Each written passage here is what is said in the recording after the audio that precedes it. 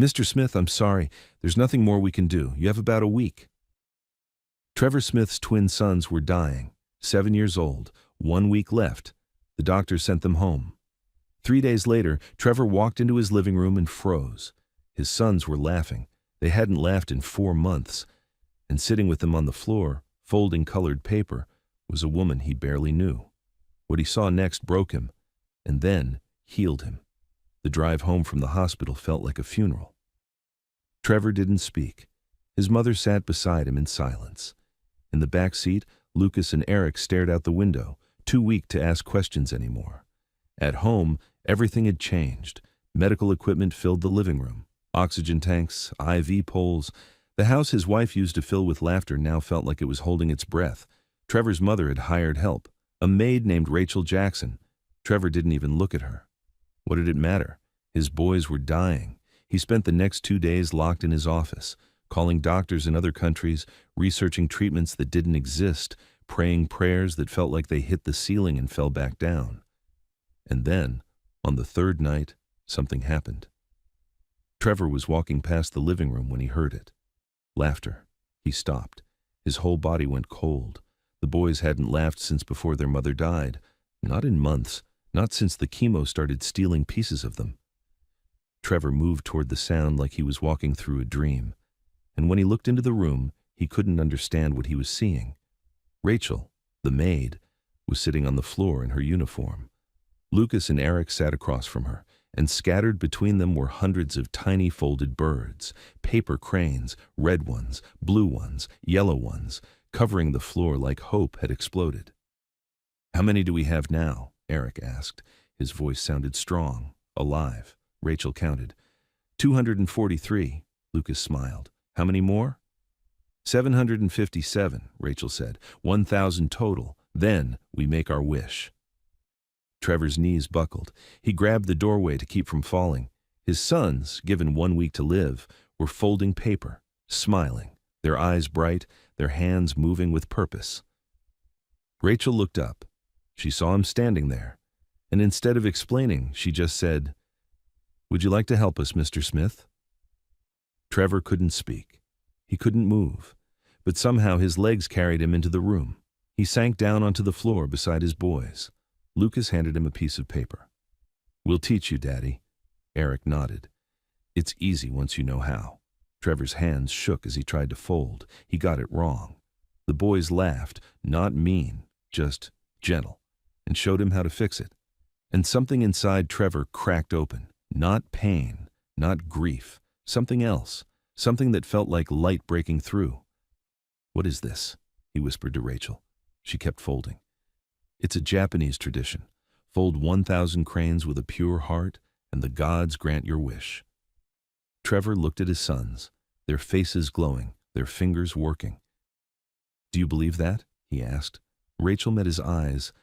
"I believe that when we stop waiting to die and start creating something beautiful, miracles have room to happen." Trevor felt tears on his face. He didn't wipe them away. For the first time since the doctor spoke those terrible words, Trevor wasn't thinking about death.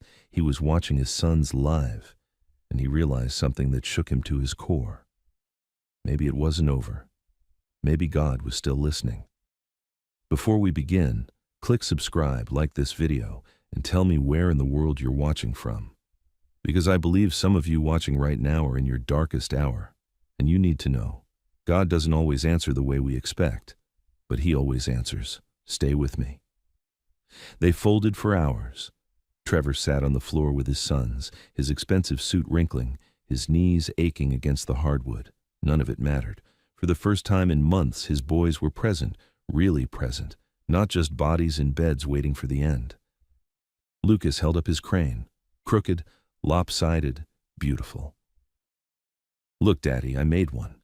Trevor's throat closed. "It's perfect, buddy." Eric finished his and added it to the pile. "Mine's better." "Is not," Lucas said, but he was smiling. Trevor looked at Rachel. She was folding with quiet precision, her hands moving like they'd done this 1,000 times before. She didn't speak much, just guided them when they got stuck, encouraged them when they got frustrated. "Where did you learn this?" Trevor asked. Rachel didn't look up. Someone taught me a long time ago. Who? Her hands paused, just for a second.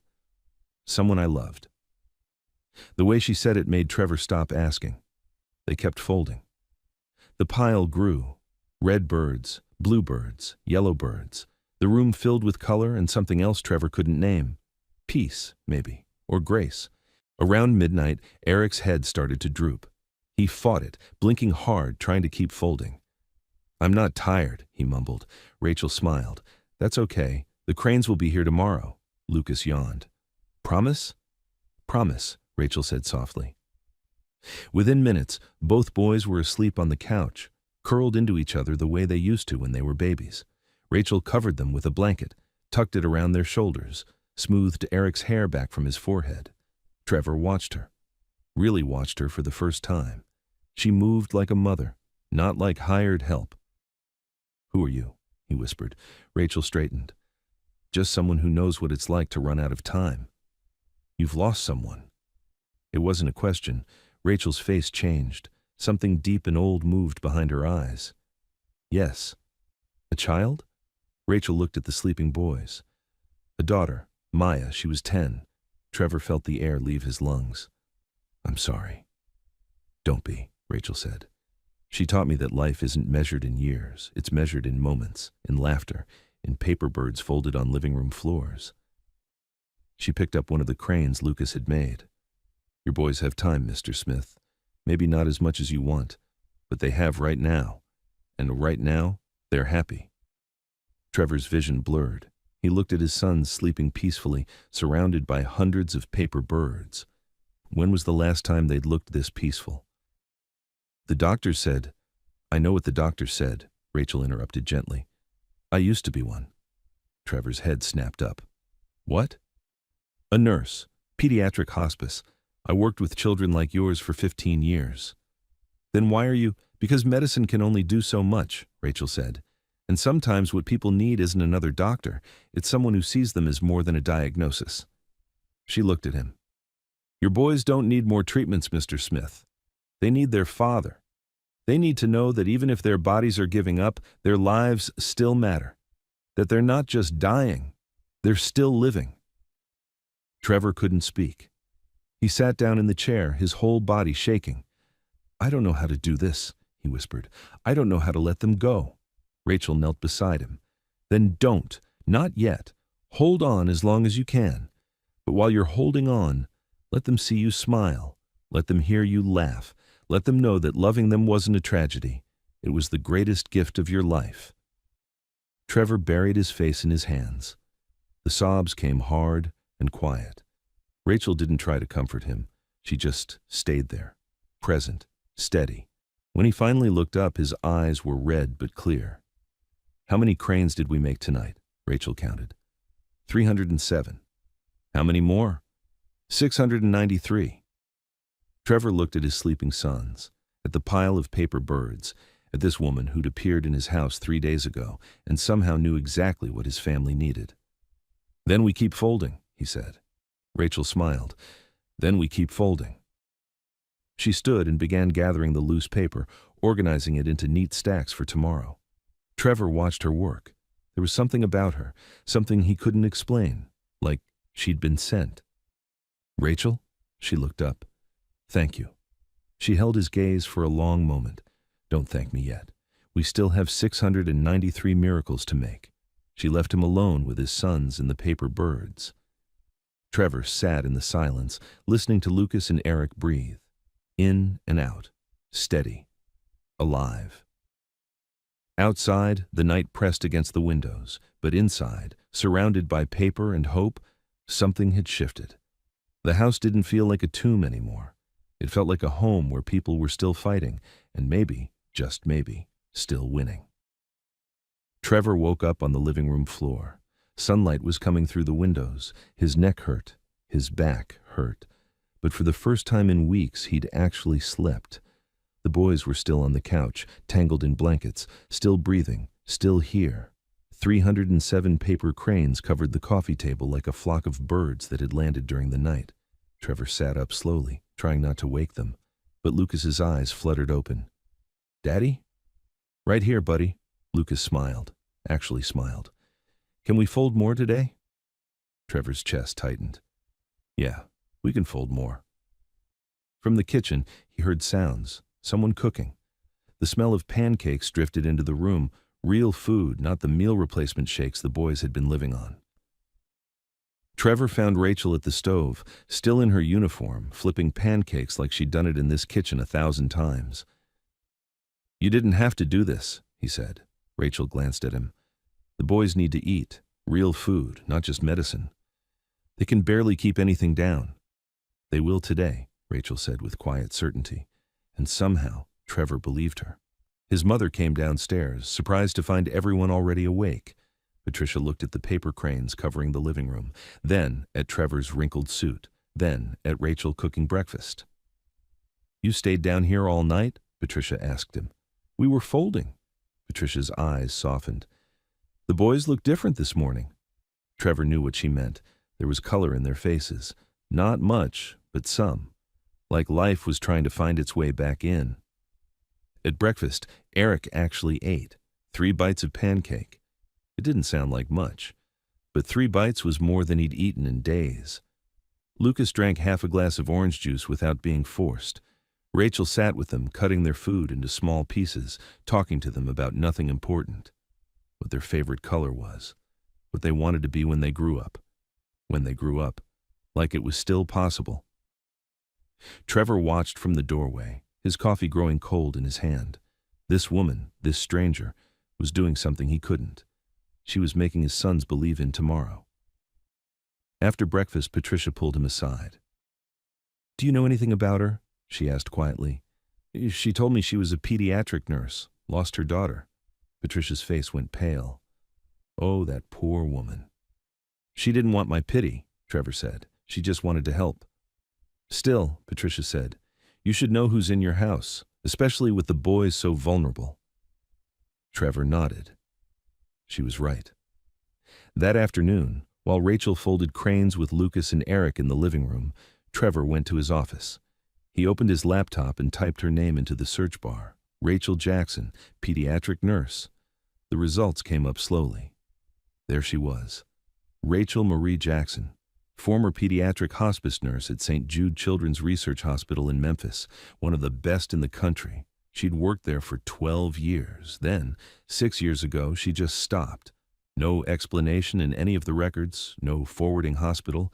She just disappeared from nursing entirely. Trevor kept searching. And then, he found it. A news article from 6 years ago. Small. Easy to miss. Local nurse loses daughter to leukemia after hospital misdiagnosis. Trevor's blood went cold. He read the whole thing. Rachel's daughter, Maya Jackson, age 10, complained of fatigue and bruising for 3 months. The hospital ran basic tests, said it was nothing serious. By the time they caught it, the leukemia was stage 4. She died 6 weeks after diagnosis. Medical malpractice suit settled for $3.2 million. Trevor sat back in his chair, his hands shaking. Rachel had walked the same hell he was walking now, except she'd walked it alone. While working as a nurse, taking care of other people's dying children, missing the signs in her own daughter because she trusted the doctors, because she was too busy saving everyone else, and now she was here, in his house, folding paper cranes with his dying sons. Why? Trevor closed the laptop, went back downstairs. In the living room, the pile of cranes had grown. Rachel was teaching Eric a new fold. Lucas was stringing finished cranes onto fishing line, making them into garlands. How many now? Trevor asked. Rachel looked up. 418. 582 to go, Lucas said proudly. Eric held up his crane. This one's for Mom. Trevor's throat closed. She would have loved it. Rachel's eyes met his across the room. She knew. Somehow she knew he'd looked her up. But she didn't say anything, just kept folding. And Trevor realized something. She wasn't here by accident. She'd come here on purpose. To finish something she couldn't finish 6 years ago. Day 4. Trevor woke up before sunrise. The boys were already awake. He could hear their voices from downstairs, quiet, but awake. When he came down, they were already folding. Rachel sat between them, her hair still damp from a shower, teaching them a new technique. "You're up early," Trevor said. Lucas looked up. "We want to finish before—" He stopped. Didn't finish the sentence. "Before the week runs out." Nobody said it. But everyone knew. They folded through breakfast, through lunch. The pile grew and grew. Rachel strung them up on fishing line, hanging them from the ceiling like curtains. The living room started to look like something out of a dream. Hundreds of paper birds floating overhead, turning slowly in the air. Eric reached for another piece of paper and stopped. His hand was shaking. "You okay, buddy?" Trevor asked. Eric nodded, but his face was pale, sweating. Rachel put her hand on his forehead. "You're warm." "I'm fine," Eric said, but his voice was weak. Trevor's heart started racing. "How warm?" Rachel didn't answer. She just looked at him, and he knew. The home nurse, Carla, came by an hour later for the daily check. She took Eric's temperature, checked his blood pressure, listened to his heart. "His fever's up," she said quietly. 101.3. Trevor felt the room tilt. "What does that mean?" Carla hesitated. "Could be nothing. Could be an infection. With his immune system this weak," she didn't finish. "Should we take him to the hospital?" Patricia asked.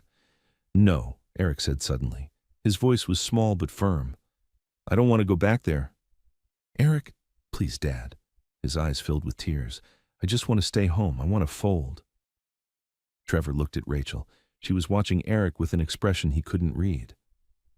"It's his choice," Rachel said softly. "He's 7 years old." "He knows what he wants," Rachel said. "And what he doesn't want is to die in a hospital bed surrounded by machines." The words hit Trevor like a fist. Carla packed up her things. "I'll come back tonight. If his fever goes higher, you call me, understand?" Trevor nodded. After she left, Eric lay down on the couch. Lucas curled up beside him, holding his brother's hand.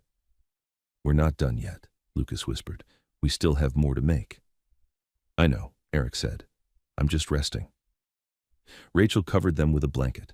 Then she kept folding, one crane after another, placing each one gently on the coffee table.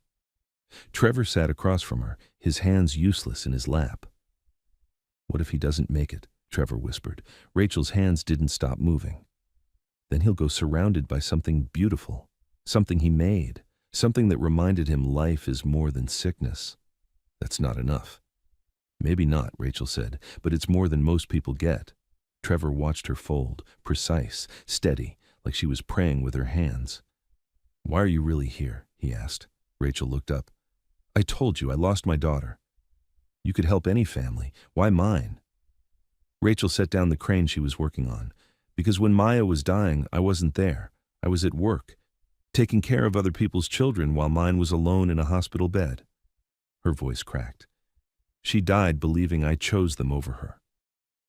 "Rachel, I can't bring her back," Rachel said, "but maybe I can make sure your boys don't die feeling invisible, that they spend their last days knowing they matter, that someone sees them." Trevor's vision blurred. They sat in silence. The only sound was paper folding and the boys breathing on the couch. Hours passed, the sun moved across the sky, and then, just before dinner, Eric stirred. "I'm hungry," he said. Patricia nearly dropped the dish she was holding. "What?" "I'm hungry," Eric repeated. Trevor knelt beside the couch, touched his forehead. Still warm, but not worse. Rachel brought him soup. Eric ate 4 spoonfuls, then 6. Then he asked for more. Lucas sat up, grinning. "You're eating."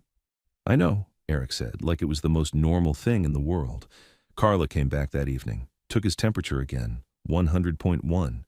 She stared at the thermometer, took it again, still 100.1. "It went down," she said slowly. That's not—" Trevor's hands were shaking. "What does that mean?" "I don't know," Carla admitted. "But this is good. This is really good." After she left, Trevor found Rachel standing by the window, looking out at the dark yard. "You knew," he said. Rachel didn't turn around. "No, I hoped." "What's the difference?" She finally looked at him. "Hope costs everything, and it doesn't promise anything back. But it's the only thing that keeps us human when everything else fails." Trevor stood beside her. Outside, the trees swayed in the wind. Inside, his sons were alive, folding, fighting. "How many cranes now?" he asked. 612. 388 to go. Rachel nodded. 388 to go.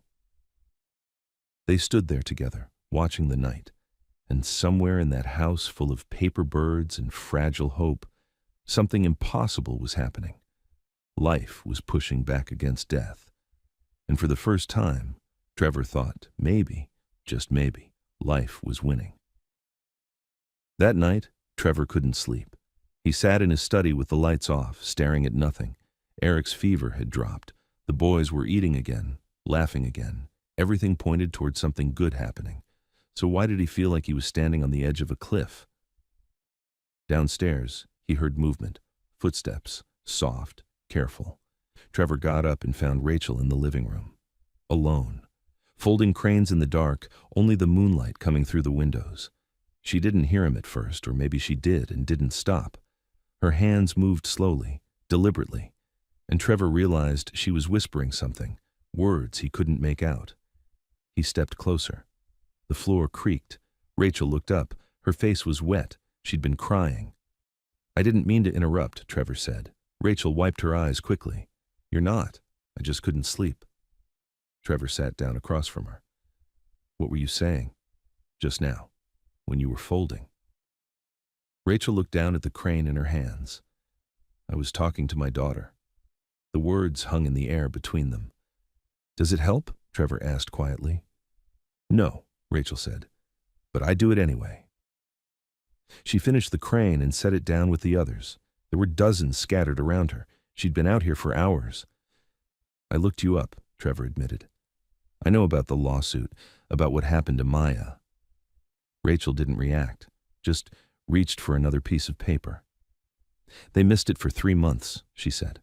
Her voice was flat, empty. "I kept telling them something was wrong, that she was too tired, bruising too easily. But they said it was normal, growing pains, puberty starting early." She folded the paper with sharp, precise movements. "And I believed them, because I was a nurse, because I trusted doctors, because I was too busy taking care of everyone else's dying children to see my own daughter was dying right in front of me." "That wasn't your fault, wasn't it?" Rachel looked up. Her eyes were red but dry now. "I had the training. I knew the signs. But I didn't see them. I didn't push hard enough. I didn't fight for her the way I should have. You didn't know." "I should have." Her voice broke. "That's what mothers do. They know. And I didn't. I failed her." Trevor felt something crack open in his chest. "Is that why you're here? To make up for it?" Rachel was quiet for a long time. "I'm here because I can't save Maya," she finally said. "But maybe I can help your boys have what she didn't. Time, joy, a father who's present, a family that fights together instead of falling apart." She looked at him. "You still have a chance, Trevor. Don't waste it being afraid." "I'm terrified," Trevor whispered. "Good," Rachel said. "That means you still love them. That means you're still here." They sat in silence, just the sound of paper folding and the house settling around them. "Can I ask you something?" Trevor said. Rachel nodded. "Do you really think the cranes will work? That if we get to 1,000, they'll survive?" Rachel set down the paper. "I think your boys needed something to believe in, something bigger than cancer, bigger than statistics. And whether it's magic or medicine or God, I don't know. But I know they're fighting now. And that's worth more than any miracle." "But you don't think they'll make it?" Rachel met his eyes. "I think hope doesn't require a guarantee. It just requires us to show up every single day and keep folding." Trevor looked around the room, hundreds of paper birds hanging from the ceiling, covering tables, filling boxes, each one a small prayer, a small act of defiance against death. "How many now?" he asked. 703. 297 to go." Rachel picked up another piece of paper. 297 to go. Trevor reached for paper too, and they folded together in the dark, not speaking, just creating, just hoping. Upstairs, Lucas woke up. He looked over at Eric's bed. His brother was sleeping, breathing steady, alive. Lucas got up and tiptoed downstairs. He found his father and Rachel sitting in the living room, folding by moonlight. "Can I help?" he whispered. Trevor's throat tightened. "Come here, buddy." Lucas climbed into his father's lap. Trevor handed him a piece of paper, and the three of them folded in silence, a family stitched together by paper and hope and the refusal to surrender.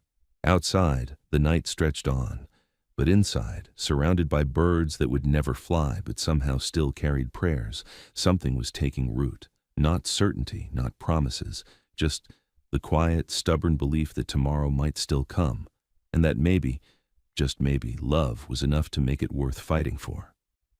Day 5.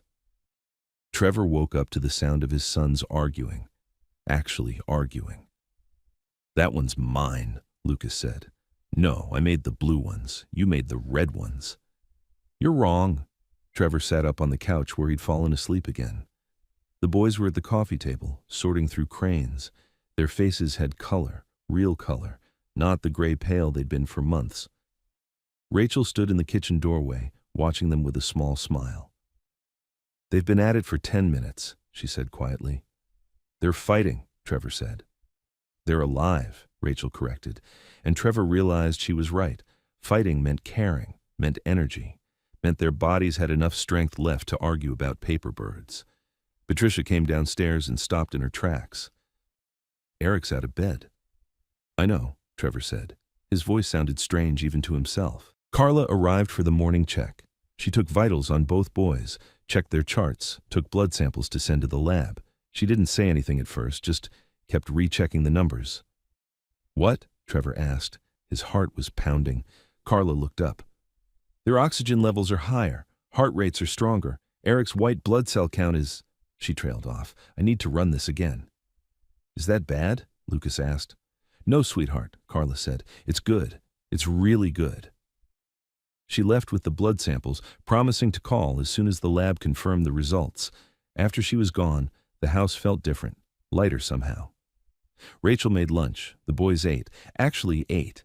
Eric finished a whole sandwich. Lucas drank an entire glass of milk. Trevor watched from the doorway, unable to move, unable to process what he was seeing. His sons were getting better. It shouldn't be possible. The doctors had been clear. Stage 4, leukemia. Bodies shutting down. 1 week. But here they were, 5 days later, eating, laughing, living.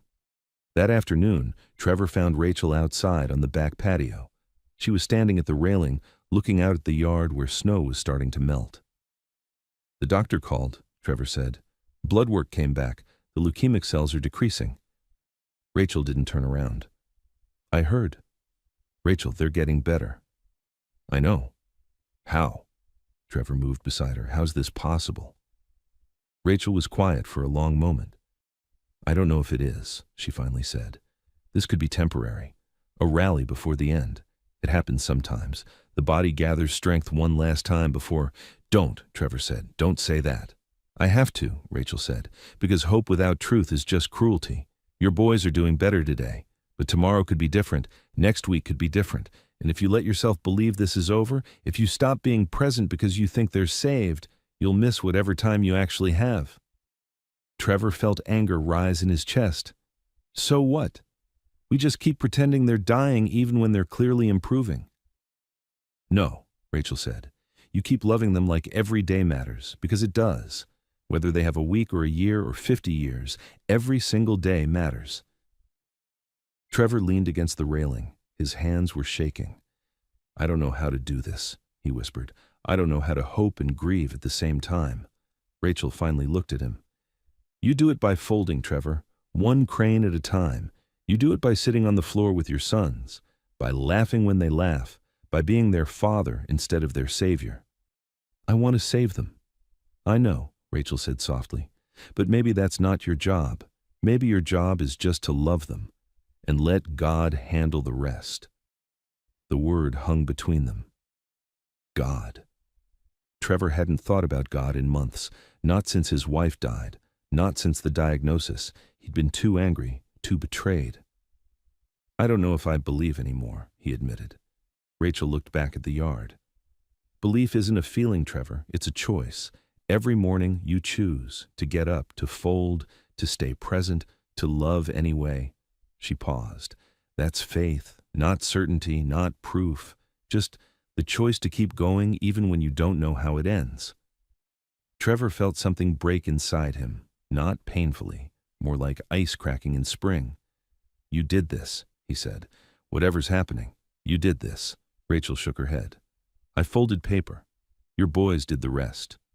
It's more than paper. Maybe, Rachel said, or maybe it's exactly what it looks like.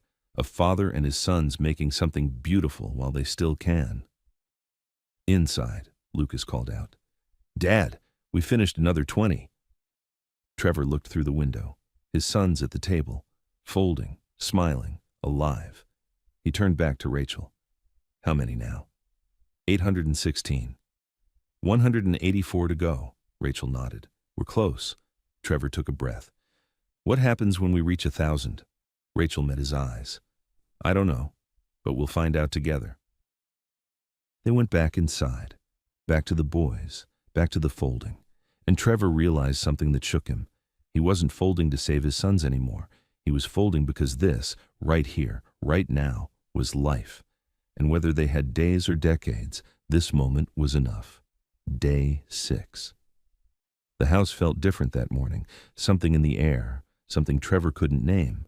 The boys woke up excited. They wanted to finish, to get to 1,000. How many left? Eric asked at breakfast. Rachel counted the cranes hanging from the ceiling. 134, Lucas grinned. We can do that today. We can try, Rachel said, but her voice was careful, measured. Trevor noticed. What's wrong? Nothing, Rachel said, but she was watching Eric closely. They folded through the morning. The pile grew. 120 cranes left, then 100, then 90. Eric was sweating. Trevor saw it first, beads forming on his forehead, his hands shaking slightly as he folded. Eric, you okay, buddy? I'm fine, Eric said, but his voice was thin. Rachel put down her crane. Eric, look at me. He looked up. His eyes were glassy, unfocused. I'm just tired, he said, and then he slumped forward. Trevor caught him before he hit the table. Eric! His son's body was burning, fever radiating through his clothes. Call Carla, Rachel said. Her voice was calm, but her hands were already moving, laying Eric down on the couch, checking his pulse. Patricia grabbed the phone. Lucas started crying. What's wrong with him? He's okay, Rachel said. He's okay, sweetheart. But Trevor saw her face. She was scared. Carla arrived in 12 minutes. She took Eric's temperature, 104.2. She checked his blood pressure, his heart rate, his oxygen. We need to get him to the hospital, she said, now. No. The word came from Eric, barely a whisper, but firm. His eyes opened, fever bright and desperate. I don't want to go back there. Eric, you're really sick. Please, Dad. Tears ran down his flushed cheeks. We're so close. We only have 90 left. Trevor's world was collapsing. The cranes don't matter right now. They do, Eric whispered. They do matter. Carla looked at Trevor. Mr. Smith, his fever is dangerously high. If we don't... I know, Trevor said. His voice broke. I know. He looked at Rachel. She was kneeling beside Eric, holding his hand. What do I do? Trevor asked her. Rachel looked up. I can't make this choice for you. Tell me what to do. Trevor. Her voice was gentle but firm. This is your son. Your choice. Trevor looked at Eric, his baby boy, burning with fever, possibly dying. If they went to the hospital, maybe the doctors could bring the fever down. Maybe they could buy more time. Or maybe Eric would die there, alone, in a sterile room, surrounded by machines instead of family. It's his life, Rachel said softly. Maybe he should have a say in how he lives it. Trevor knelt beside the couch, took Eric's burning hand in his. If we stay home, he couldn't finish. I know, Eric whispered, but I want to finish, Daddy. I want to make our wish. Lucas was beside them now. I'll help him. We'll fold together. Trevor looked at Carla, at his mother, at Rachel. Everyone thinks I'm insane, he said. Yes, Carla said honestly, but he's your son. Trevor closed his eyes, felt Eric's hand in his, thought about his wife, about God, about everything he'd lost and everything he was about to lose. And then he made the choice. "We're staying home." Carla stood up. "Mr. Smith, I have to advise." "I know," Trevor said. "We're staying." She packed her bag slowly. "I'll come back tonight. If his fever spikes any higher, you call 911. You understand?" Trevor nodded. After she left, the house was quiet except for Eric's labored breathing. Rachel went to work. Cool cloths on his forehead, water to keep him hydrated, medicine to bring down the fever. She moved with the efficiency of someone who'd done this before, who knew what dying looked like, who knew how to make it gentler. "What can I do?" Trevor asked. Rachel looked at him. "Fold." "What?" "Eric wants to finish, so we finish. We fold the last 90 cranes and we put them where he can see them." Trevor couldn't believe what he was hearing. "He's dying and you want to fold paper?" "He's living," Rachel corrected, "and he wants to see something beautiful before he goes. So yes, we fold." Trevor wanted to scream, to throw something, to rage at the universe for being so cruel. But instead, he picked up a piece of paper. And he folded. Lucas folded beside him. Patricia folded. Even through her tears, she folded. And Rachel stayed with Eric, keeping him cool, keeping him comfortable, whispering things Trevor couldn't hear. The afternoon stretched like torture. Eric drifted in and out, sometimes conscious, sometimes not. But every time he woke up, Rachel showed him a new crane, placed it on his chest, told him how many were left. 85, she'd say. "You're almost there." And Eric would smile. Barely. But smile. The sun moved across the sky. 70 cranes left, then 60, then 50. Eric's fever held at 104, didn't rise, but didn't fall. Trevor prayed. Actually prayed. For the first time in 2 years. "Please, please don't take him. Not like this. Not now." Evening came. Carla returned, took Eric's temperature again, 103.8. She blinked. Took it again. 103.8. "It dropped," she whispered. "Just a little, but it dropped." Trevor's hands shook so badly he couldn't hold the paper anymore. Eric opened his eyes. "How many left?" Rachel counted. 27. Eric tried to sit up. "Can you help me?" "Eric, you need to rest. Please," he said. "I want to fold."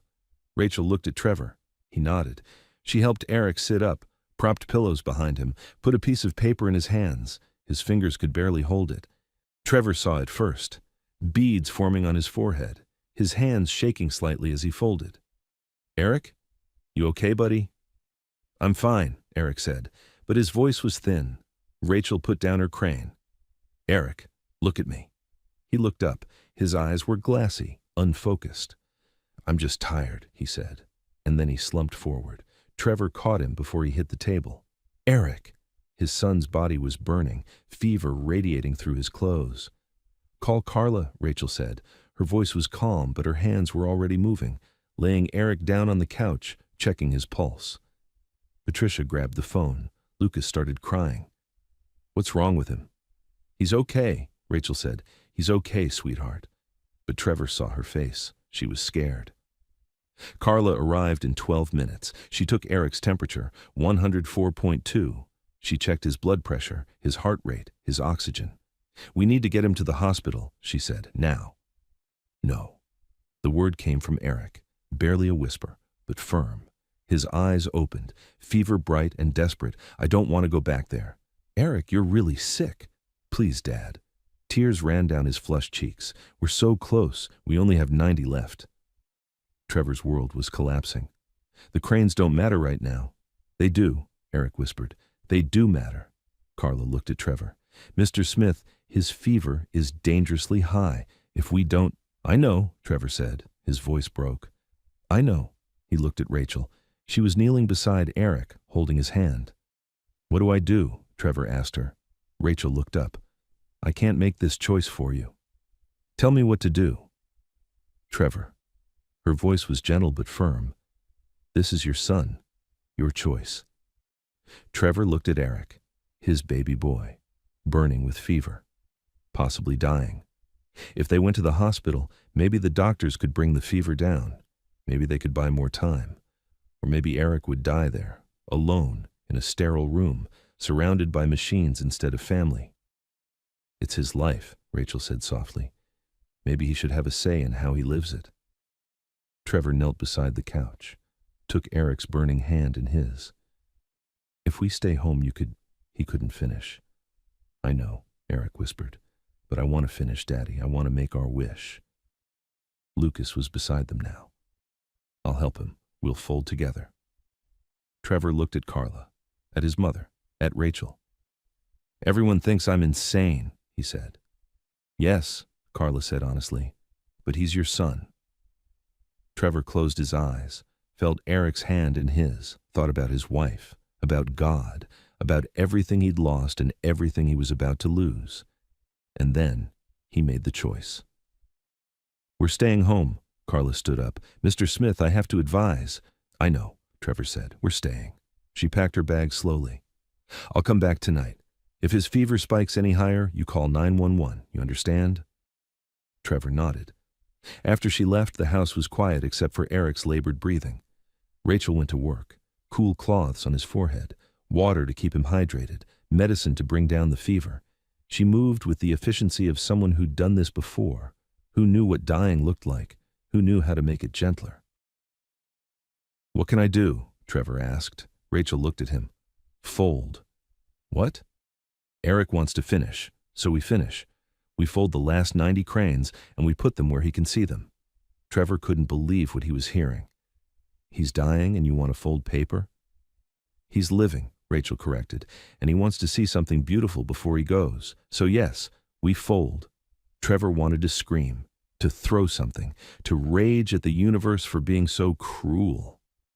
But instead, he picked up a piece of paper, and he folded. Lucas folded beside him. Patricia folded. Even through her tears, she folded. And Rachel stayed with Eric, keeping him cool, keeping him comfortable, whispering things Trevor couldn't hear. The afternoon stretched like torture. Eric drifted in and out, sometimes conscious, sometimes not. But every time he woke up, Rachel showed him a new crane, placed it on his chest, told him how many were left. 85, she'd say. You're almost there. And Eric would smile. Barely. But smile. The sun moved across the sky. 70 cranes left, then 60, then 50. Eric's fever held at 104, didn't rise, but didn't fall. Trevor prayed. Actually prayed. For the first time in 2 years. Please, please don't take him. Not like this. Not now. Evening came. Carla returned, took Eric's temperature again, 103.8. She blinked. Took it again. 103.8. It dropped, she whispered. Just a little, but it dropped. Trevor's hands shook so badly he couldn't hold the paper anymore. Eric opened his eyes. How many left? Rachel counted. 27. Eric tried to sit up. Can you help me? Eric, you need to rest. Please, he said. I want to fold. Rachel looked at Trevor. He nodded. She helped Eric sit up, propped pillows behind him, put a piece of paper in his hands. His fingers could barely hold it. But he folded. Slowly, shakily. And he finished one more crane. 26, Eric whispered. Lucas hugged his brother carefully. We're going to make it. I know, Eric said, and then he fell asleep. Right there, mid-fold. But his fever was 103.2. Still dangerous, still high, but dropping. Trevor sat on the floor, surrounded by paper birds, and wept. Not quietly, not carefully. He sobbed like a man who'd just watched his son choose how to die. And maybe, just maybe, choose to live instead. Trevor didn't leave Eric's side that night. He sat in the chair beside the couch, watching his son breathe, in and out, each breath a small miracle. Rachel stayed too. She'd pulled another chair close, a cool cloth in her hands, ready to change it when Eric's fever spiked again. But it didn't spike. By midnight, it was 102.1. By 2 in the morning, 101.4. Patricia had taken Lucas upstairs to sleep. The house was quiet except for the soft tick of the clock and Eric's steady breathing. You should rest, Rachel said softly. Trevor shook his head. I can't. He's stable now. I know, Trevor's voice was raw. But if I close my eyes, I'm afraid I'll wake up and he'll be gone. Rachel didn't argue. She just sat with him in the dark. Hours passed. Finally, Trevor spoke. I almost lost him today. No, Rachel said. Today you let him choose. There's a difference. He's 7 years old. He doesn't understand. He understands more than you think, Rachel interrupted gently. He understands that life isn't just about breathing, it's about meaning, about finishing what you start, about making something matter. Trevor looked at her. You would have let your daughter choose too, wouldn't you? Rachel's face changed. Something old and painful surfaced. I didn't get the chance, she said quietly. By the time I knew she was sick, she was too far gone, too weak to have a choice. She died in a hospital bed asking me why I wasn't there when she needed me. Rachel, she was right, Rachel continued. I wasn't there. I was working, saving other people's children, and mine died thinking I didn't love her enough to notice she was sick. Her voice cracked. She looked down at her hands. That's why I'm here, Trevor, not to save your boys. I can't do that, but I can make sure they know every single moment that they're seen, that they matter, that their father chose them over fear. Trevor felt something break open in his chest. Not pain, something deeper, something like understanding. She knew you loved her, he said. Rachel shook her head. I hope so, but I'll never know for sure, and that's something I'll carry forever. They sat in silence. Outside, the wind picked up. Snow started falling again, soft and quiet against the windows. Trevor looked at Eric. His son's face was peaceful now, the fever flush fading, his breathing easier. Thank you, Trevor whispered, for teaching me how to be present. Rachel met his eyes. You're doing that yourself? No, I wasn't. Before you came, I was trying to fix everything, control everything, buy my way out of grief. He paused.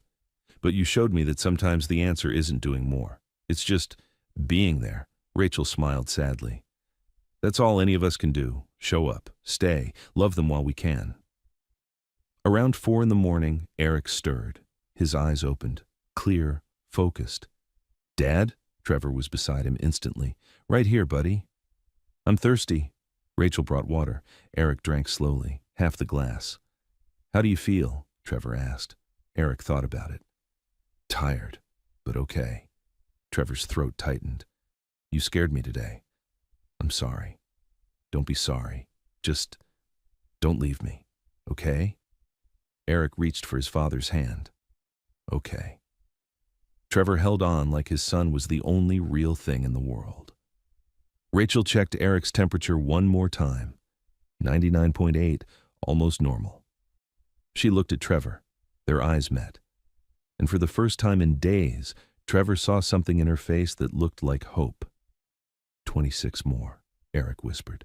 Then we make our wish. 26 more, Trevor repeated. Eric closed his eyes again. But this time, Trevor wasn't afraid. This wasn't the sleep of fever. It was rest. Real rest. As dawn broke through the windows, painting the room in soft gray light, Trevor finally let himself breathe. His son was still here, still fighting, still folding. Rachel stood and stretched. I'll make coffee. Rachel, she turned. Your daughter knew, Trevor said. She knew you loved her. I promise you, she knew. Rachel's eyes filled. She nodded once, then left the room before he could see her cry.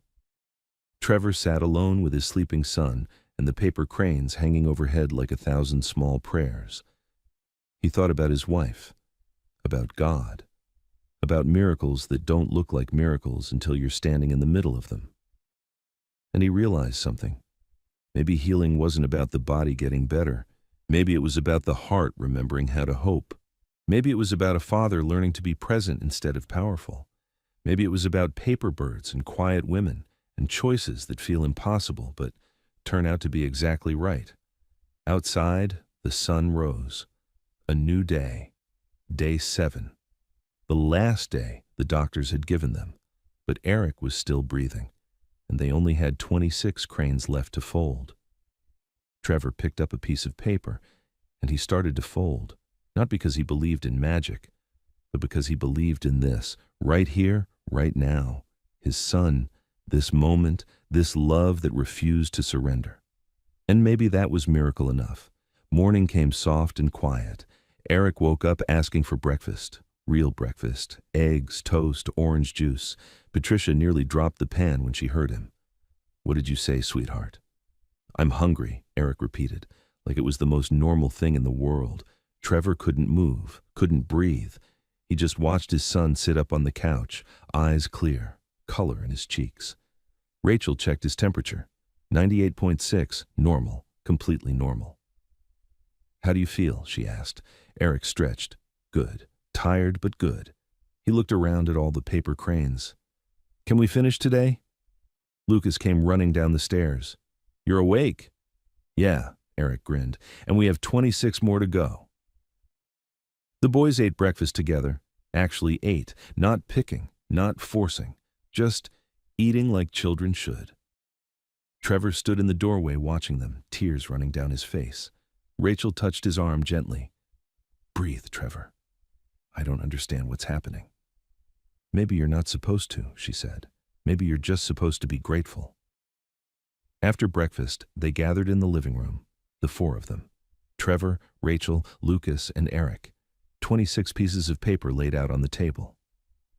"We do these together," Rachel said. "All of us, every single one." They folded slowly, carefully, each crane a prayer, each fold a thank you. 26 became 20, 20 became 15. Carla arrived for the morning check. She stopped in the doorway, staring. "He's up," she said. Not a question, a statement of disbelief. "He's up," Trevor confirmed. She examined Eric, listened to his heart, checked his vitals, drew blood for the lab. "I don't understand," she kept saying. "I just don't understand." But Eric just smiled. "We're almost done.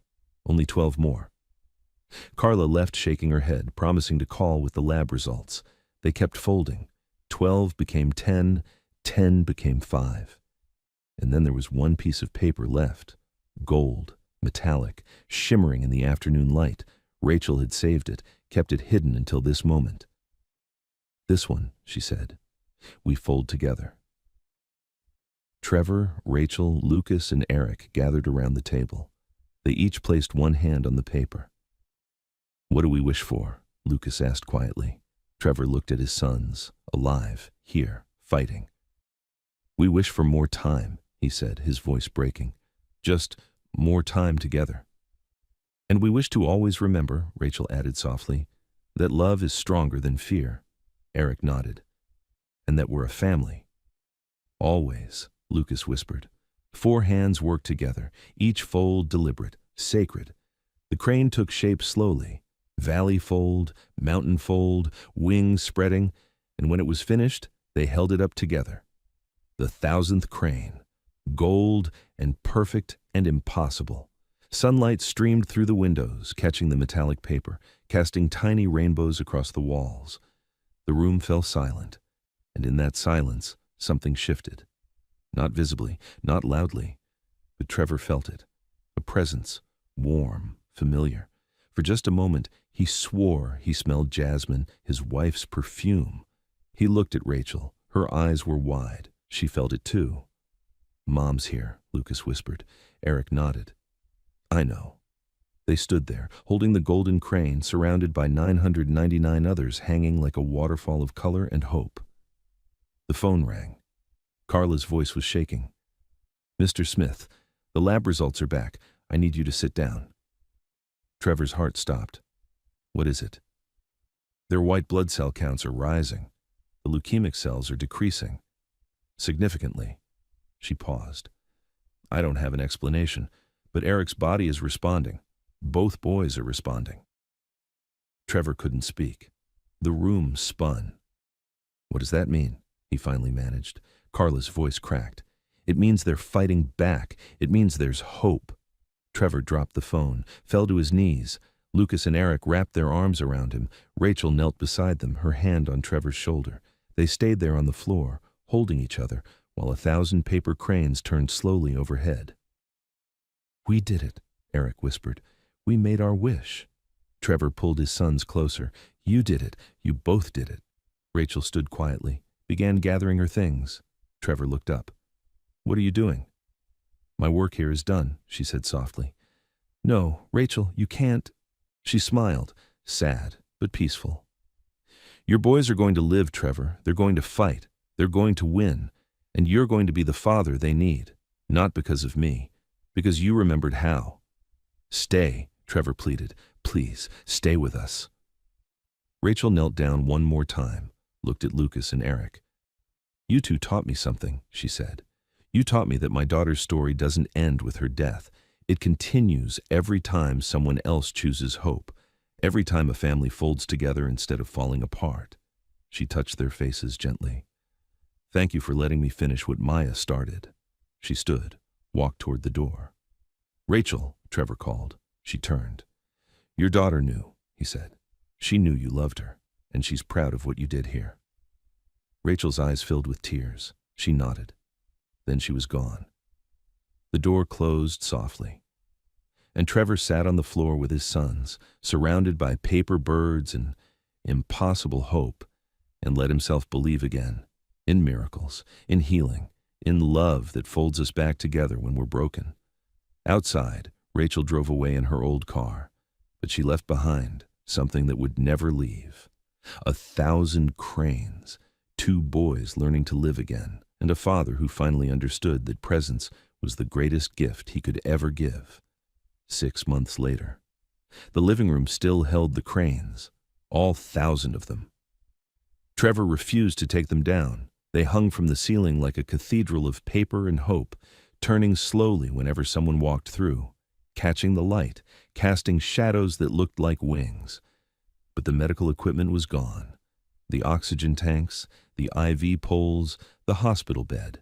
Instead, there were soccer cleats by the door, backpacks on the couch, drawings taped to the refrigerator. Life, real, messy, beautiful life. Lucas and Eric were in remission. The experimental trial Rachel had funded worked, 3 rounds of treatment. Their bodies, somehow strengthened by those impossible weeks of folding, held on, fought back, won. Dr. Patel called it unprecedented, wrote papers about psychological factors in pediatric cancer outcomes, used words like miraculous and unexplained. But Trevor knew the truth. It wasn't the medicine alone that saved his sons. It was a woman in a blue uniform who taught them that hope was a choice, that life was worth fighting for, that presence mattered more than promises. Trevor had tried to find her, called every number, searched every database, but Rachel Jackson had disappeared the same way she'd arrived, quietly, without trace. All she left behind was a photograph, the one she'd given him that last night, a young girl folding a paper crane. Maya, smiling. Trevor had it framed, put it on the mantel beside his wife's photo. 2 angels who'd loved his family from different sides of heaven. He'd changed too. The billion-dollar company no longer consumed him. He'd stepped back, hired people he trusted, made space for what mattered. Now, every Wednesday, he and the boys volunteered at Children's Hospital of Philadelphia. In the same ward where they'd received their death sentence, they taught other sick kids to fold cranes, brought colored paper and fishing line and stories about a woman who believed in miracles made of hope and patience. Some of the kids were too weak to fold, so Trevor and his sons would sit beside their beds and fold for them, place each finished crane where they could see it, remind them they weren't alone. He'd started a foundation, Maya's Wings, named after the daughter of a woman whose name he didn't even know how to pronounce without his voice breaking. The foundation funded experimental trials, paid medical bills for families drowning in debt, provided hospice care that focused on living, not just dying. In 6 months, they'd helped 53 families, 53 children who might not have had a chance, and every single one of them received a box of colored paper and instructions on how to fold a crane. Today was a special day, Lucas and Eric's 8th birthday. The birthday the doctors said they'd never reach. The house was full. Friends, family, other kids from the hospital. Patricia had baked a cake, decorated with paper cranes made of frosting. The boys blew out the candles together. "What did you wish for?" someone asked. Lucas and Eric looked at each other, then at their father. "We don't need to wish anymore," Eric said. "Why not?" "Because we're already living our wish," Lucas finished. Trevor's throat closed. He pulled his sons close, kissed the tops of their heads, hair that had grown back, thick and wild and beautiful. Later, after the guests left and the boys were asleep upstairs in their own beds, not hospital beds, just regular beds with dinosaur sheets and too many pillows. Trevor sat alone in the living room. He picked up a piece of paper. Yellow. Maya's favorite color, Rachel had once told him, and he started to fold. He didn't need to anymore. Didn't need to bargain with God or make wishes or pray for miracles, but he folded anyway, because Rachel had taught him something that went deeper than healing. She taught him that life wasn't about the destination. It was about the moments in between, the paper folded on living room floors, the laughter shared over crooked birds, the presents given when nothing else could be. She taught him that sometimes God doesn't answer prayers the way we expect. Sometimes he sends a stranger with gentle hands and a broken heart who knows exactly what we need. Sometimes he heals us not by taking away the pain, but by sitting with us in it, teaching us that beauty can still be made, that hope can still exist, that love doesn't require guarantees, just the courage to show up. Trevor finished the crane, set it beside the others. The phone rang, a restricted number. He almost didn't answer, but something made him pick up. "Hello?" Silence. Then a voice he'd recognize anywhere. "Mr. Smith." "Rachel." His heart nearly stopped. "Where are you?" "That doesn't matter," she said softly. "I just wanted to know, are they okay?" Trevor looked at the ceiling, at the 1,000 cranes his sons had folded when they should have been dying. "They're perfect," he whispered. "They're alive and healthy and perfect." He heard her breath catch. "Good, that's good. Rachel, please, come back. Let us thank you properly. Let the boys see you. They ask about you every day." "I can't," she said. "This was never about me." "It was always about you," Trevor said. "You saved them." "No." Her voice was firm but gentle. "I just reminded you what was already there. Love, hope, faith. You saved them, Trevor, by choosing to be present, by sitting on the floor, by folding." Trevor felt tears on his face. "I miss you." "I'm not gone," Rachel said. "I'm in every crane, every moment you choose hope over fear, every time you sit with your sons instead of trying to fix everything." She paused. "That's how you honor what we did together. You live, fully, presently, gratefully." "Rachel, I have to go, but Trevor, thank you for letting me finish what Maya started, for giving me a reason to believe that love doesn't end. It just changes forms." "Wait," but the line went dead. Trevor sat holding the phone, staring at the cranes overhead. And he understood. Rachel wasn't coming back. She'd never planned to. She was a gift, brief, precious, sent exactly when his family needed her most. And now she was gone, helping another family, teaching another father how to fold, how to hope, how to live. Trevor stood, went upstairs, looked in on his sleeping sons. Lucas was curled on his side, one hand tucked under his pillow. Eric was sprawled out, taking up most of the bed, mouth open, snoring softly. Alive. Breathing. "Here," Trevor whispered into the dark. "Thank you. For Rachel. For Maya. For teaching us that miracles don't always look like we expect. That sometimes healing starts with paper and ends with presence. That love, real, selfless, impossible love, can fold us back together when we're falling apart." He kissed each boy's forehead, turned off the light, and as he walked downstairs past the 1,000 paper cranes that still hung like prayers in his living room, Trevor smiled, because he finally understood what Rachel had been trying to teach him all along. Life wasn't about avoiding death. It was about choosing every single day to live, to be present, to love deeply, to fold beauty from brokenness, to believe, even when it feels impossible, that tomorrow is worth fighting for. And sometimes, when you fold enough cranes with enough hope, miracles happen, not because the paper is magic, but because love is. He only came back to grab a folder, that's all. A quick stop between flights, in and out, like always. But the second Jack Edward opened the door, he stopped breathing.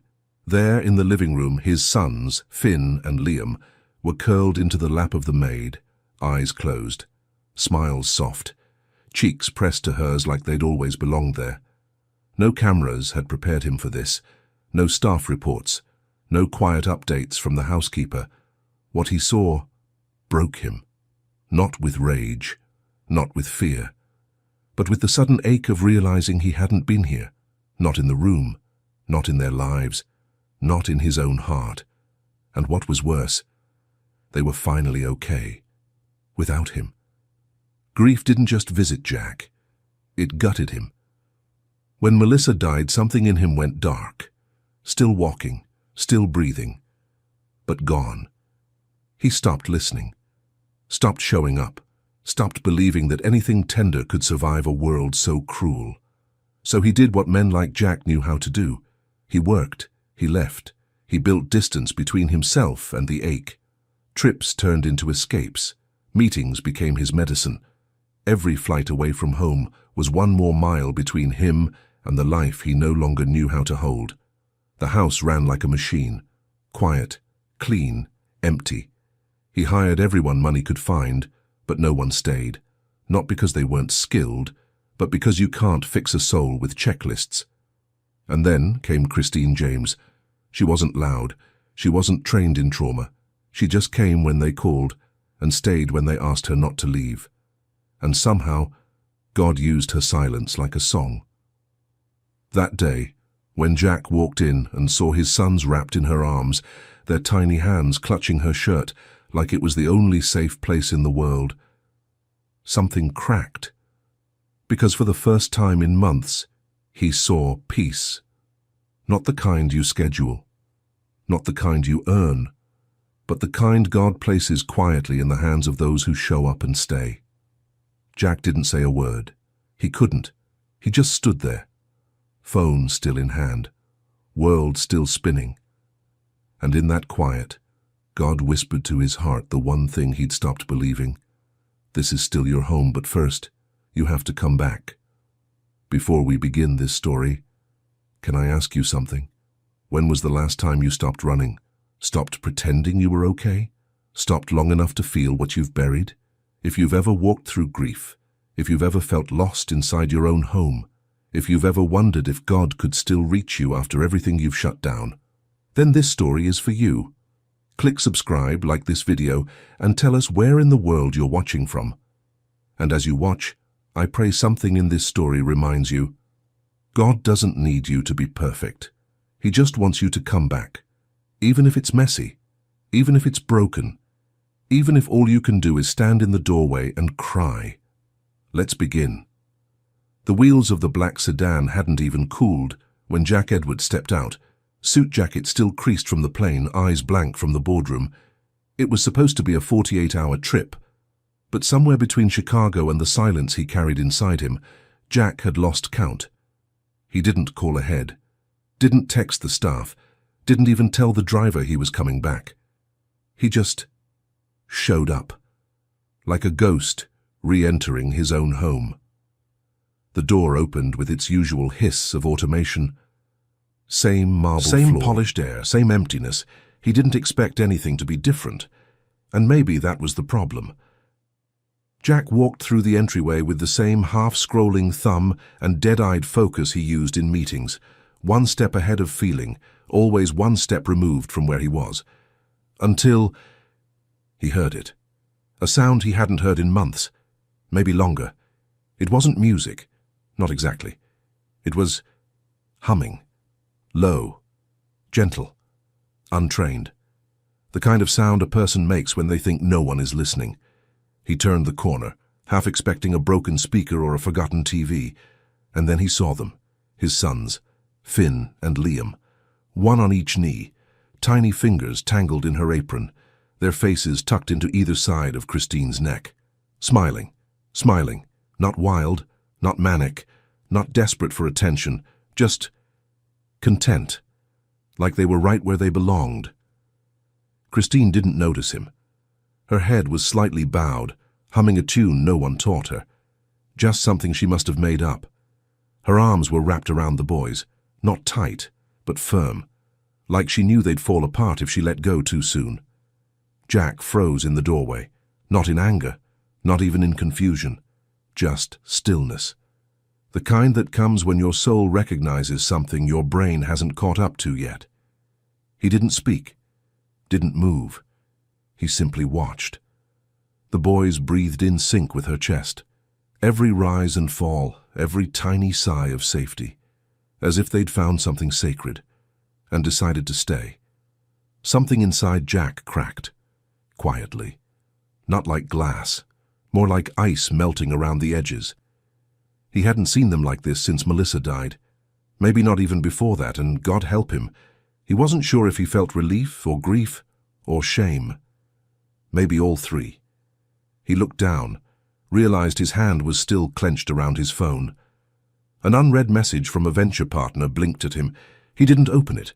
He just turned slowly, backed out of the room like someone who'd walked into a chapel mid-prayer. No one had seen him, but something had seen him. He felt it. Upstairs, the hallway stretched longer than usual. He passed Melissa's music room without looking in, past the empty nursery chair he never sat in. He entered his office, but didn't sit. Just stood in front of the tall window, looking out across the cold, perfect lawn. A man with everything, and nothing. The silence in the house had always been his sanctuary, his fortress, his deal with the grief. But now it felt like judgment. Like every square inch of marble echoed a question he'd been avoiding. Where were you? Where were you when the boys cried in the night? When they reached for someone who wouldn't disappear by morning? Where were you when love asked for presence, not performance? Jack closed his eyes, and for the first time in months he didn't hear numbers or deadlines. He heard her, Christine, humming, steady, unhurried. He didn't know what song it was. Maybe it wasn't one.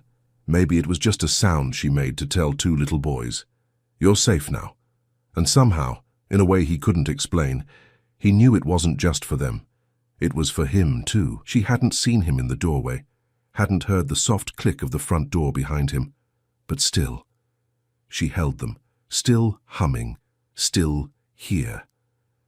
And as Jack turned away, quietly, almost reverently, something inside him whispered what he didn't yet know how to say, "Don't leave." That night Jack stood over the sink long after the dishes had been cleared. He hadn't touched his dinner, didn't remember sitting down. The house had grown quiet again, but this silence wasn't clean anymore.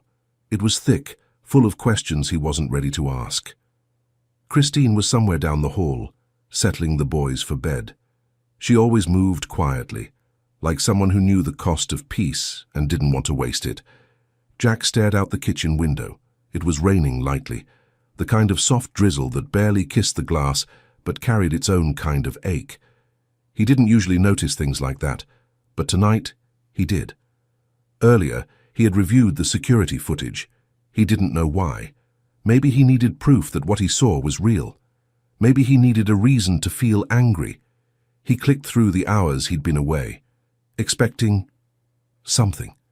What he found was silence, not emptiness, but peace. Christine reading to the boys in the living room.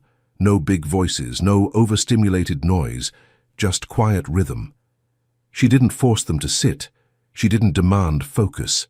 She waited until one of them crawled closer on his own, and then the other followed. She turned the pages slowly. Even when they lost interest, she kept reading aloud, her voice steady, as if presence mattered more than performance. In another clip, Liam cried when Finn took his toy. Christine didn't correct, didn't scold. She bent down, eye level, and whispered something he couldn't hear. Liam stopped crying, not because he was told to, but because he was understood. Jack clicked out of the footage, closed the laptop, pushed it to the other end of the desk like it had said something he wasn't ready to hear. He couldn't stop thinking about one thing. What if all this time he'd been giving his children structure but not love? What if love looked different now? Messier, quieter, softer than he knew how to be. Later that evening, he knocked gently on the boy's door. It wasn't something he did. Christine opened it halfway. Her voice was low. "They're asleep." He nodded, unsure why he'd come. Her apron was folded over one arm, her shoes already off. Hair tied back loosely, a smudge of flour on her wrist. She didn't look like someone important. She looked like someone willing. That unsettled him more than he could say. "I watched the footage," he said. Christine didn't flinch. "I know," she replied, with a strange kind of peace. "You always do." He should have been offended. He wasn't. Jack looked at the floor, then back at her. "They're close to you." She nodded. "I know." "And you never crossed a line?" Her eyes met his, warm, clear, not defensive. "I didn't draw any," she said. "I just stayed when they asked me not to leave." It was such a simple sentence, but it hit him like a weight he didn't see coming.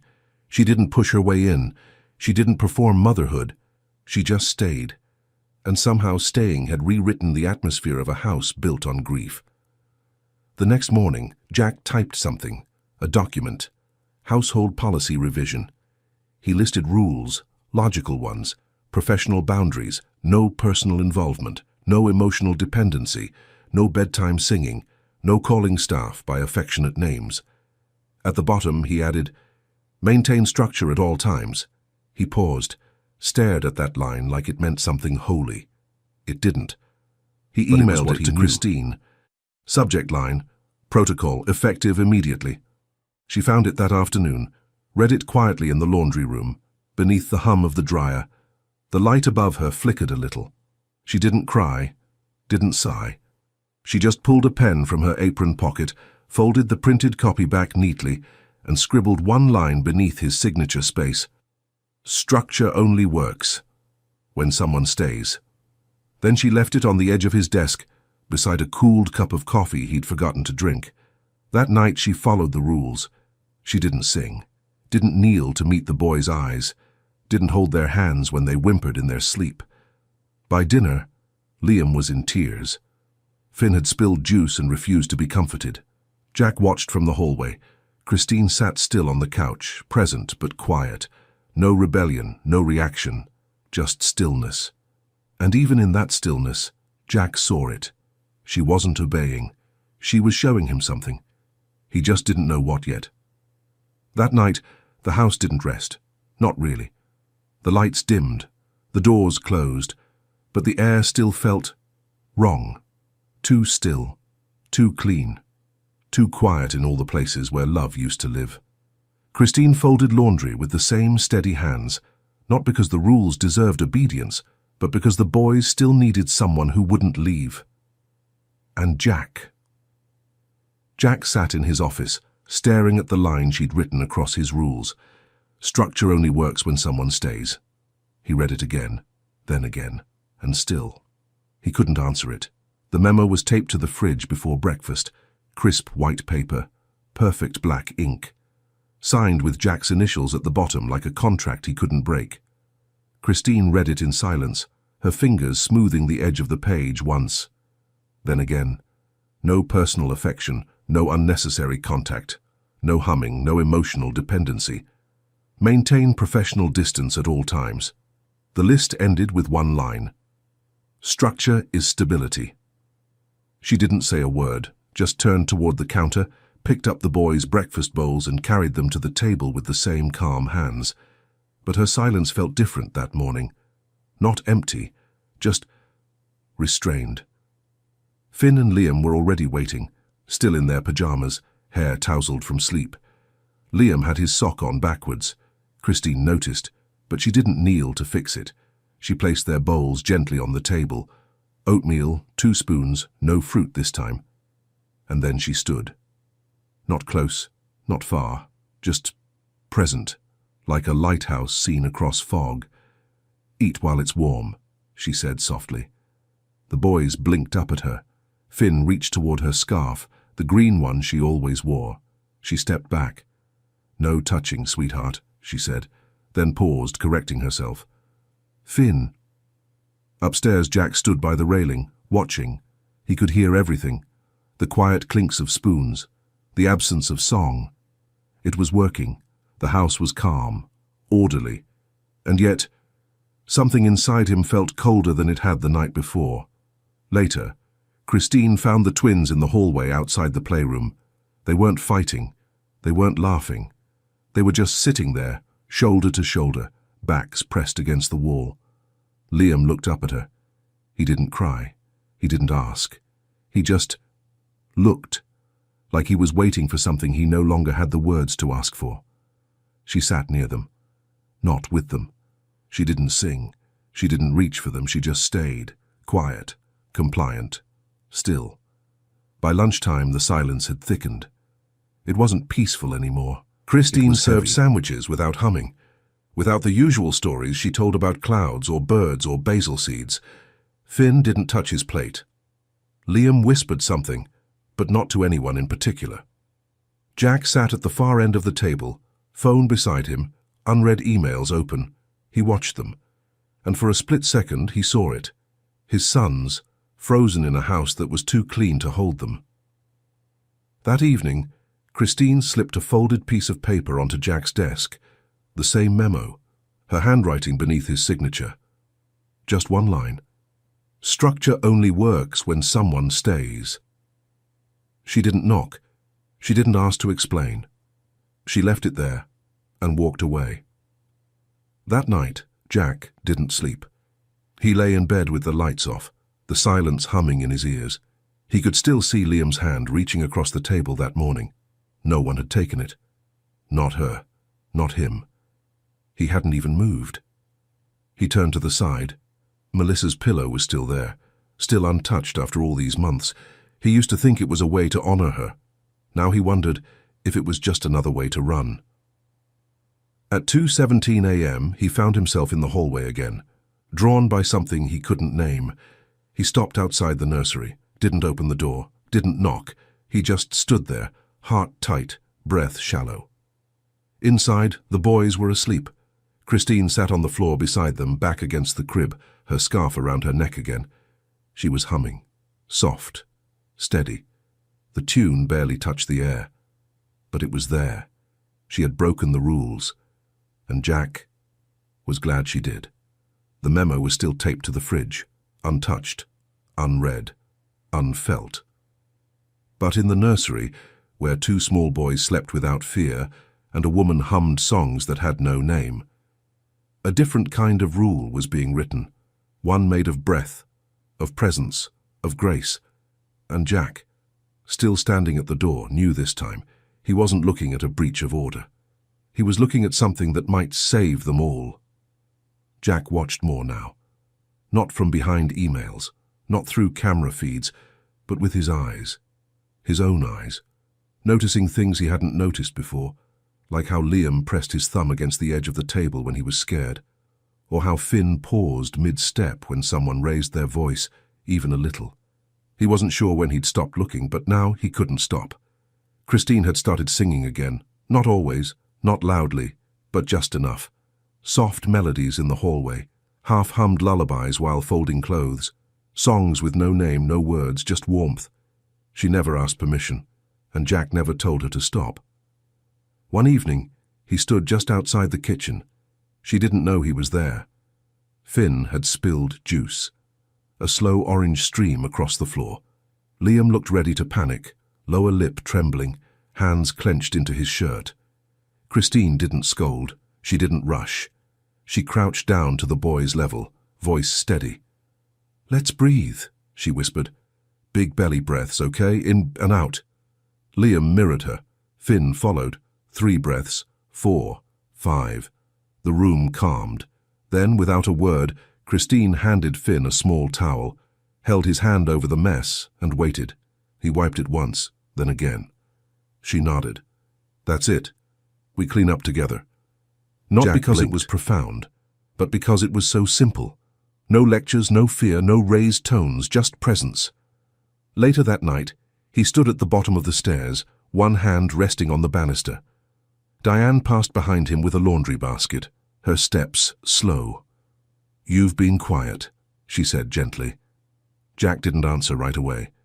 Then, finally, "She never raises her voice." Diane nodded. "Doesn't have to."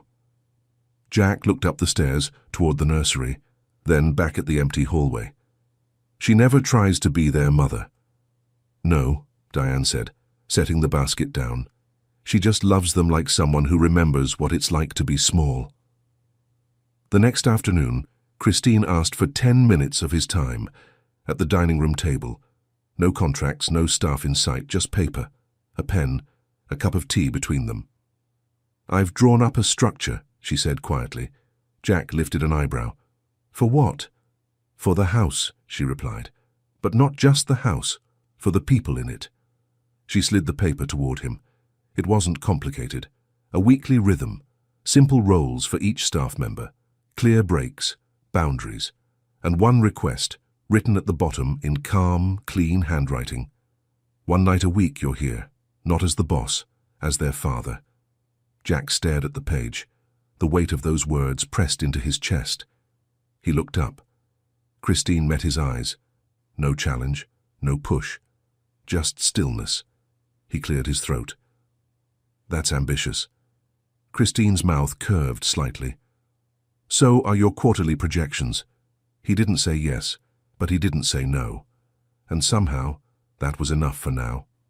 That evening, he found Finn sitting near the windowsill, a coloring book open but untouched. Christine was in the kitchen, her back turned, humming again.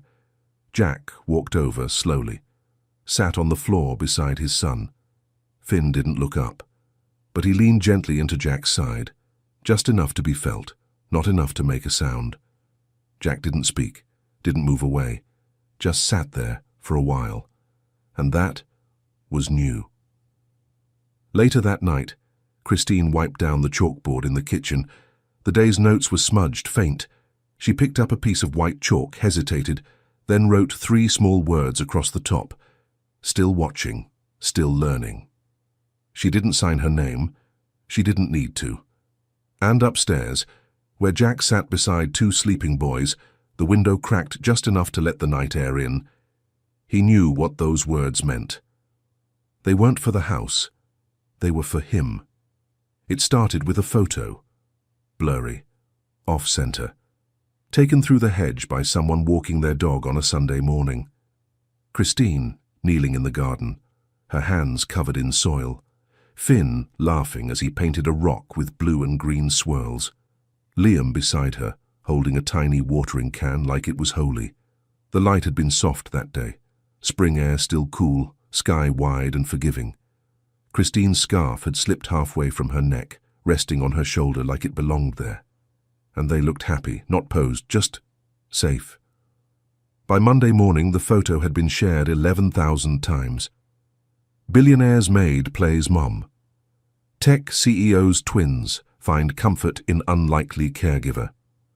Inside the Edward estate, where is their father? The words didn't bother Jack at first. He didn't even read them. He saw the picture, he recognized the moment, and it hurt. How beautiful it was. Because he hadn't been in it. Christine found out by accident. A phone left unlocked on the laundry counter. Diane's screen lit up with a headline before it dimmed. Christine didn't react right away, just stared at the screen as the dryer hummed beside her, soft and steady. She touched the scarf at her shoulder, not for comfort, just to feel something grounded. That afternoon the house felt different. The walls hadn't changed, but the quiet had. It wasn't peace anymore. It was caution. Jack called a meeting. The PR team suggested a statement.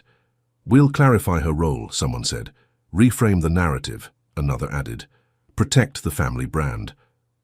Jack stared at the table, at words that had nothing to do with what mattered. He stood, left the meeting without speaking. Later, he found Christine in the garden. She was planting basil with the boys. Liam sat in the dirt, barefoot, humming softly. Finn had placed 2 painted stones at the base of a tomato stem. Jack watched from the edge of the patio, not stepping in, not interrupting, just watching.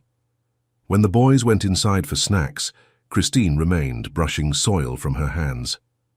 "You saw it?" she asked quietly, still facing the garden. "I did." She nodded. "So did everyone else." A pause.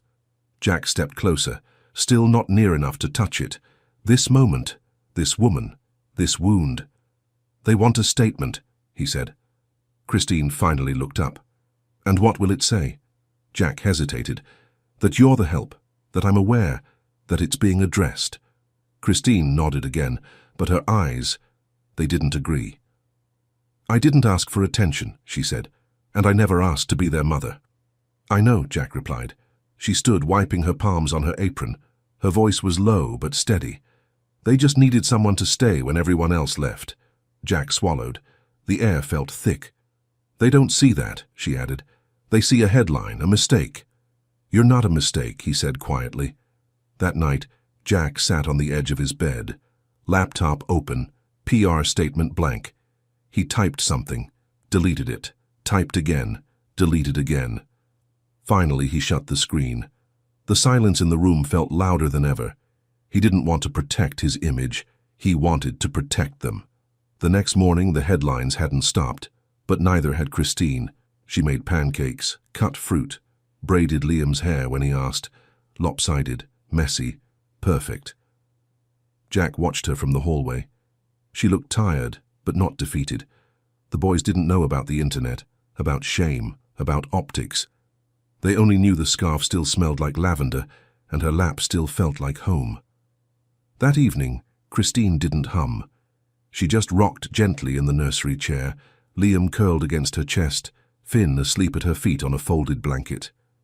Jack stood in the doorway, not hidden this time. He was there, really there. He didn't speak, didn't plan, just watched the way her fingers moved. Slow, steady, like someone who knew how to hold a storm without trying to stop the rain. It started with Liam's cough, soft, harmless, barely more than a whisper in the night.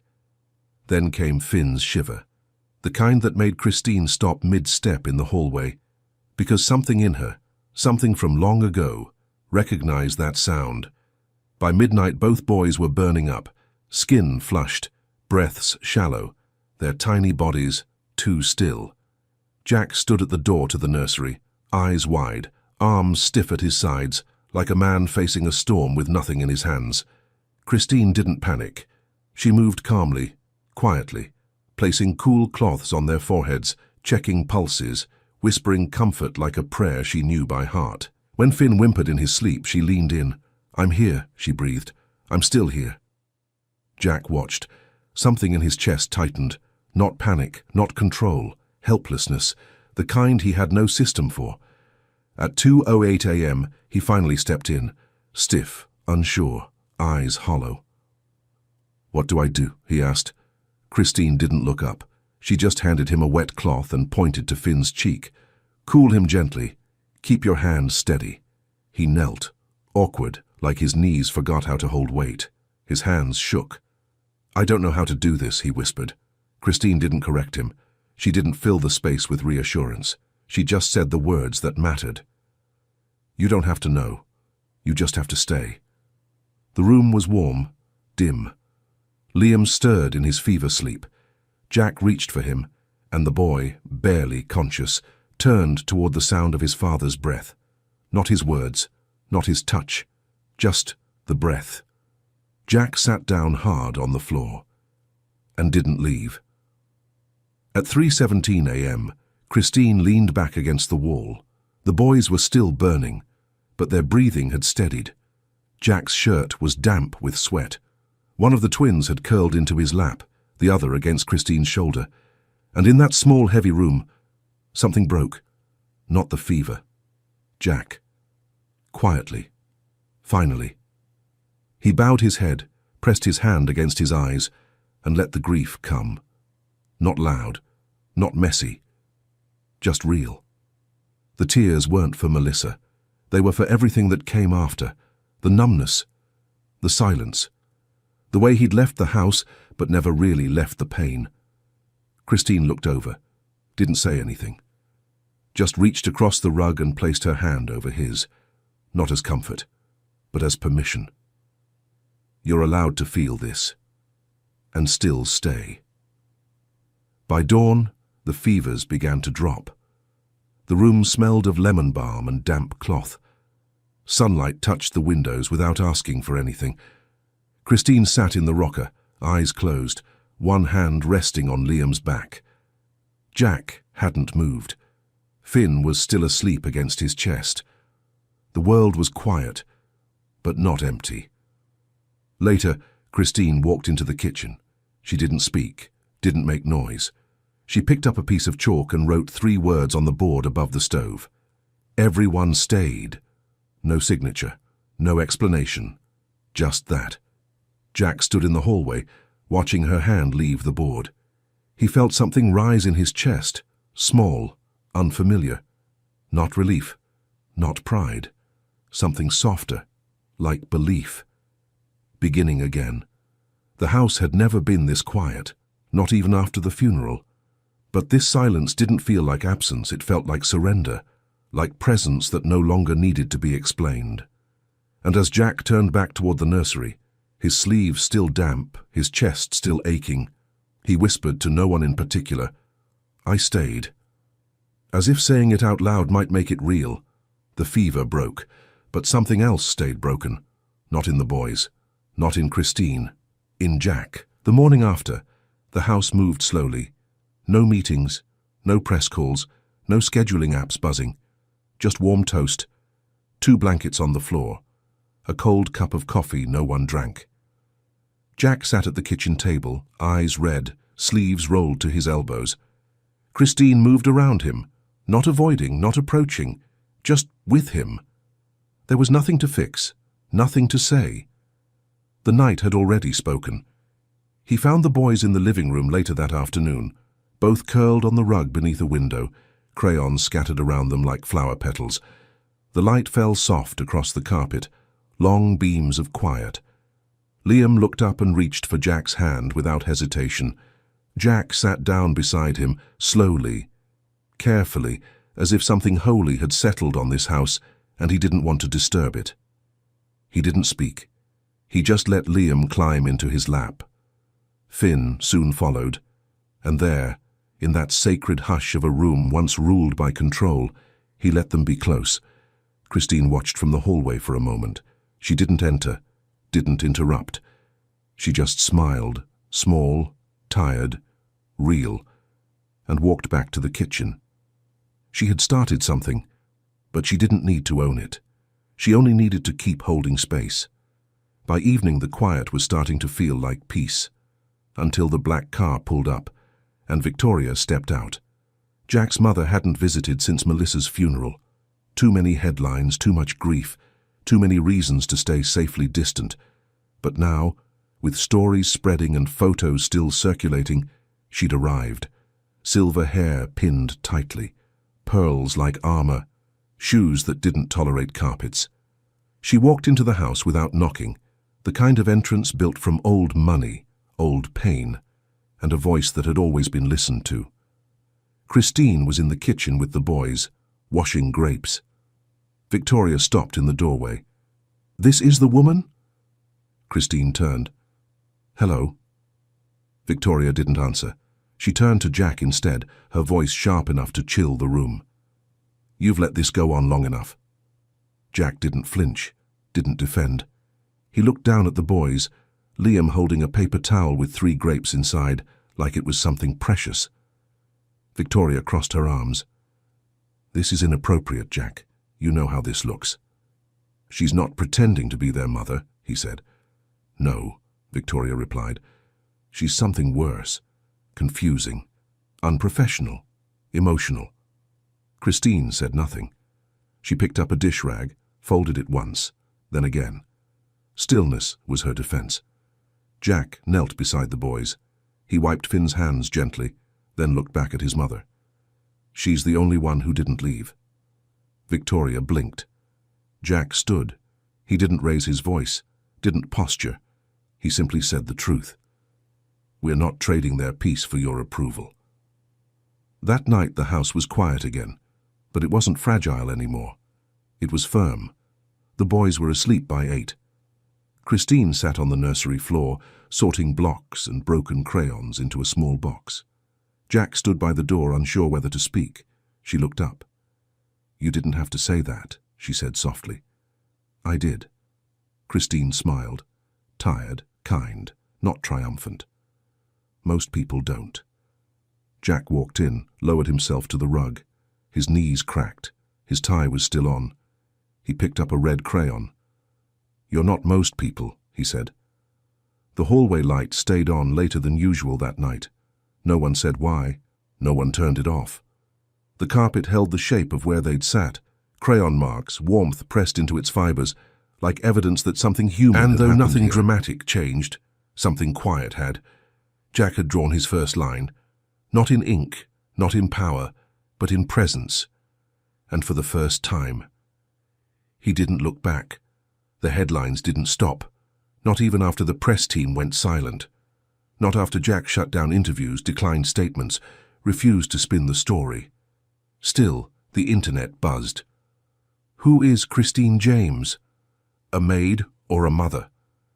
Behind the Edward estate's closed doors. She ignored it, as she always had, until the letter arrived. It came folded in a plain envelope, slid beneath the back door during nap time. No name, no return address. Just one line in careful script. "We don't need your story framed. We just want the truth, and we'll give it room to breathe." It was signed by a local journalist, not tabloid, not loud, just a woman known for listening. Christine stared at it for a long time. She didn't answer right away.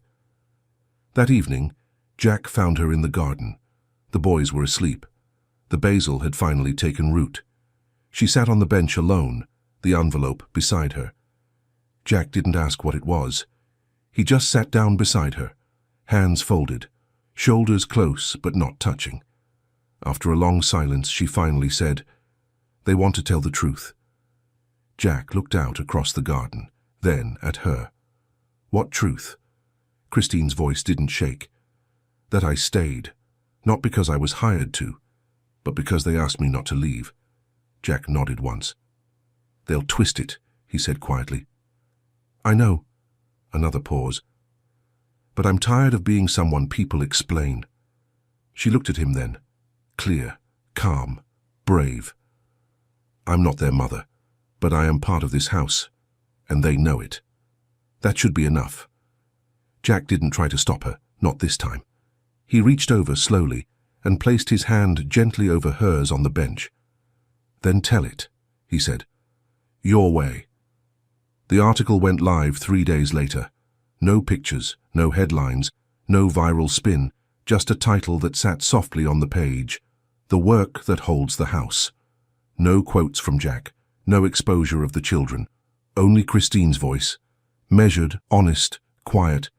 She spoke of grief, of losing her parents in a fire, of raising her little sister on nothing but instinct and prayer, of silence, and staying. "I don't fix children," she wrote. "I don't replace mothers. I just stay in the room long enough for them to remember they're still loved."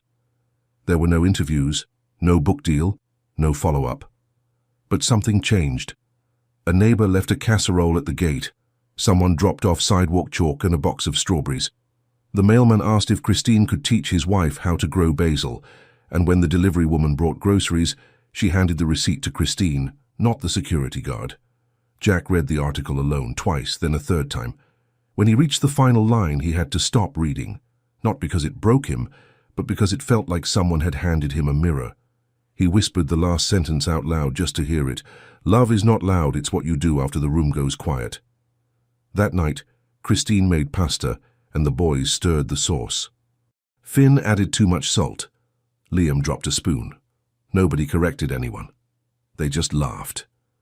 Christine wiped the counter. Jack set 2 small plates at the table, and the air, once sterile, heavy, felt lived in.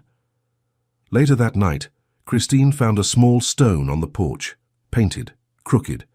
A child's hand had drawn a heart in red. Beneath it, a word in shaky marker. Home. She picked it up, turned it over once, then walked inside and placed it gently on the kitchen windowsill, right beside the vase of wildflowers she hadn't bought, but someone had left without needing to be seen.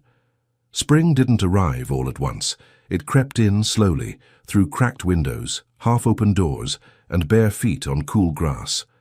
The tulips out front bloomed sideways, crooked, wild, but they bloomed.